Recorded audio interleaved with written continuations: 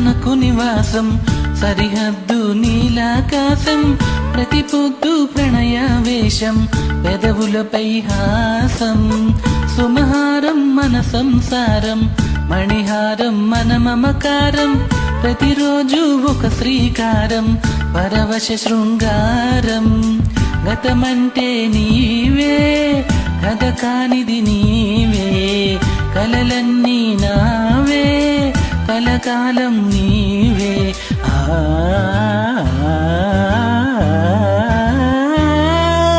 రాముడు అనుకోలేదు జానకి పతి కాగలనని, ఆనాడు జానకి కలగనలేదు రాముని సతి కాగలనని.